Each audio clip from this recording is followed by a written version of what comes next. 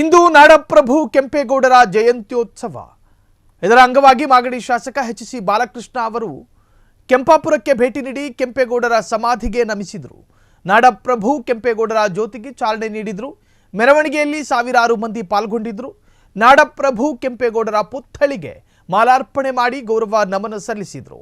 ಈ ಸಂದರ್ಭದಲ್ಲಿ ಮಾತಾಡಿದ ಅವರು, ಕೆಂಪೇಗೌಡರ ಅಭಿವೃದ್ಧಿ ಪ್ರಾಧಿಕಾರದ ಮೂಲಕ ಕೆಂಪೇಗೌಡರ ಕೋಟೆಯನ್ನ ಪುನರ್ನಿರ್ಮಾಣ ಮಾಡಲು ಚಿಂತನೆ ನಡೆಸಿದ್ದು, ನಂದಿ ಬೆಟ್ಟದಲ್ಲಿ ನಡೆಯುವ ಸಂಪುಟ ಸಭೆಯಲ್ಲಿ ಇದಕ್ಕೆ ಅನುಮೋದನೆ ಸಿಗುವ ವಿಶ್ವಾಸವನ್ನು ಕೂಡ ವ್ಯಕ್ತಪಡಿಸಿದ್ದಾರೆ.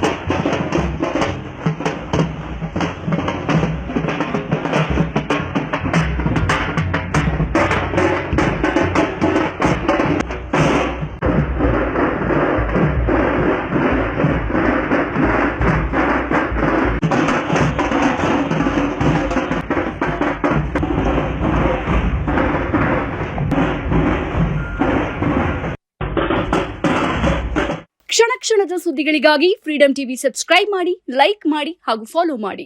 ಹೊಸ ಸುದ್ದಿಗಳ ನೋಟಿಫಿಕೇಶನ್ಗಾಗಿ ಬೆಲ್ ಐಕಾನ್ ಮೇಲೆ ಕ್ಲಿಕ್ ಮಾಡಿ.